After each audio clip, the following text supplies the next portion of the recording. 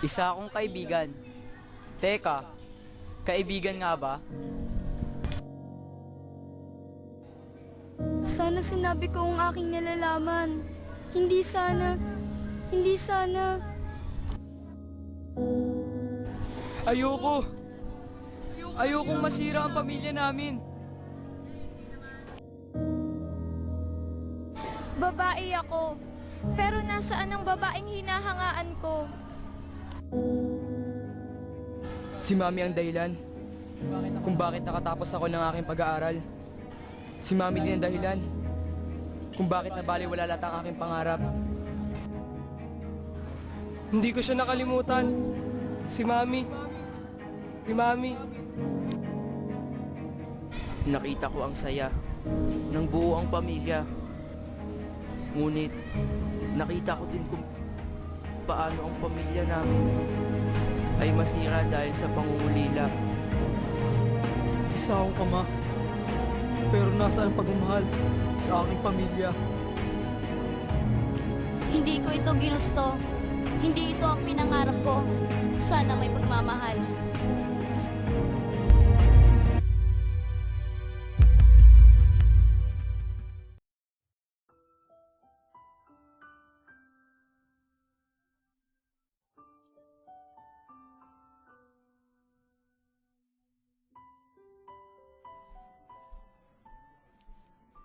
Kuya, anong iniisip mo? Si Mami. Hindi mo ba namiss si Mami? Ewan. 15 taon siyang wala sa piling natin. Hindi ko alam. Si Daddy, nasaan? Wala. Nasa inuman na naman. Tita, makita mo na ang mga anak ko. Natatakot ako. Baka hindi na nila ako makilala.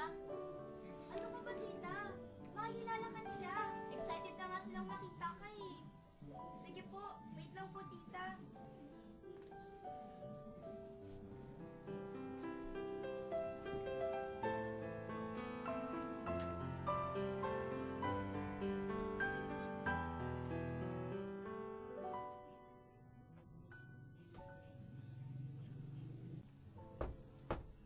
Mga anak ko, Kuya, si Mami!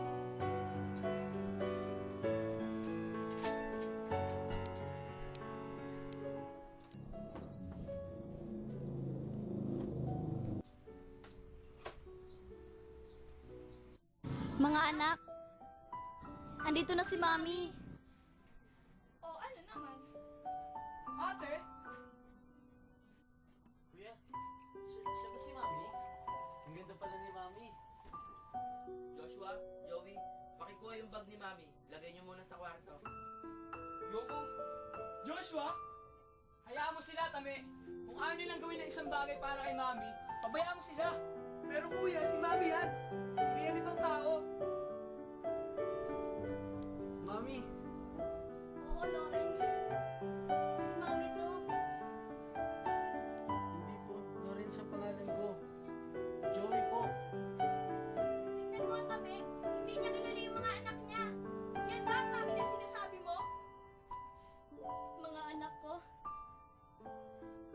Mga anak? Sarap pakinggan. Sana narinig mo yan. Yung akin na ang aking diploma. Pero ano? Umuwi ka ba? Dumating ka ba? Hindi! Hindi! Bakit yan ang mukha mo? Nakakaawa ka naman. 15 taon kaming nangulila sa pagmamahal mo. May ginawa ka ba para punan lahat ng mga pagkukulang mo? Wala kang kwentang, Mami! Wala! Ate, bakit mo sinampal si ate? Tama nga naman lahat na sinabi niya. Hindi sapat lahat ng gadgets at chocolates na pinapadala mo sa amin. Mami, ang kailangan namin ang pagmamahal mo. Pagmamahal! Yan bang isasalubong niyo sa akin? Sa tingin niyo ba'y masaya ko nang iniwan ko kayo? Oo! Pinigilan nga namin nun. Pero ano? Tumuloy ka pa din! Tumuli ako ni para hindi maging ganitong pamilya natin. Pumunta ako ng Amerika para lahat ng pangarap ko sa inyo at sa pamilya ko ay matupad. Mga pangarap mo? Sana, Mami, pinangarap mong maging masaya ang pamilya natin. Wala kaming pakialam kung maghirap tayo. Wala kaming pakialam kung hindi tayo makakakain sa isang araw. Ang mahalaga sa amin ay ang pagmamahal ng isang ina. Joey! Joey! Joey! Joey! Joshua, kunin mo yung kutsara. Patik-patik niya. Anong nangyari? May sakit na epilepsy si Joey! Bakit hindi nyo agad pinalang sa akin to? May magagawa ka ba? Oo naman, ang pagpadala ng niya. Kuya, ito na yung gamot. Pwede ba? Mag-usap tayo ng maayos. Hindi yung ganito. Pare, balita ko darating daw ang misis mo ah. Oo nga eh. 15 taon siya nawala. Mamaya sa akin yun. Ipatiba ka na naman. Pare, tara na. Sige. Yung misis mo. Pre, Ay, ako pa rin Misis mo yun, ah. Uma! Ako Iga na pala? Anong sila meron dito? mukhang may naganap na iyakan ah. Alam mong uuwi ako ngayon. Pero nasan ka? Hindi ka ba din nagbabago? Sige pre. Maiwan mo na kita. Galingan mo ah. Dapat maging best actor ka dapat. Yan ba yung pasalubong mo sa akin? Ang daming dinadakda. Tara na. Doon tayo sa kwarto. Namiss kita na sobra. Pumunta ako dito para makita at makasama kayo. At hindi kung ano mang gusto mo ngayon. Eh wala ka palang kwenta eh. Bumalik ka na sa Amerika. Papa, pati ba naman ikaw? Hayaan mo sila, Tame. Sige. Sabihin niyo kung anong gusto niyong sabihin.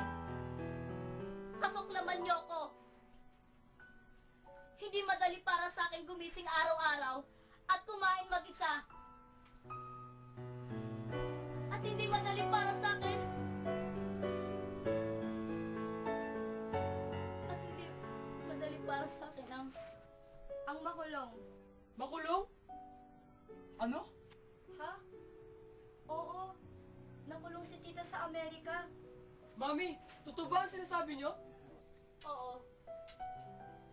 10 taon na akong nakakulong. 10 taon na akong lumaban. Pinagbintangan nila akong pumatay sa anak ng amo ko. Kaya yung mga panahon na gusto niyo kong pauwiin, hindi ko magawa. Kahit ako, gusto ko kayong makita at makasama sa mga araw na magandas para sa inyo. Pero hindi ko magawa. Tanging mga rehas ang nakaramay ko. Mga larawan ko ang naging lakas ko. At marinig lang ako sa telepono. Ay tanging sapat na para sa akin.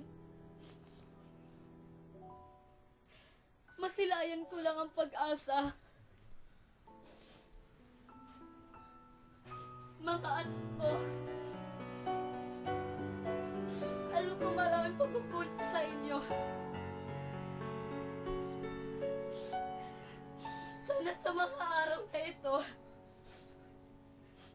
ibigay niyo sa akin ang pagkakataon. May bigay lang ang pagmamahal na bilang isang ina.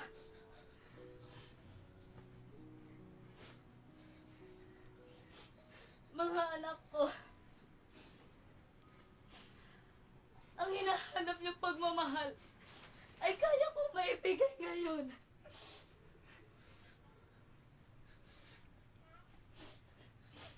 Bigyan niyo lang ako ng pagkakataon.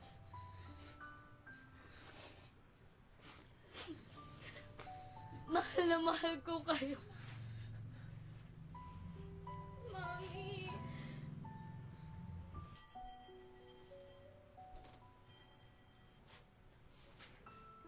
Mami.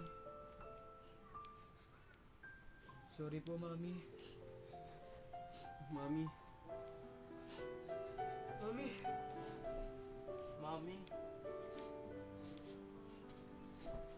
Mami! Sorry. Alam kong marami akong pagkukulang. Sana sa panahong ito, hayaan niyo kupunan ang pagkukulang ko.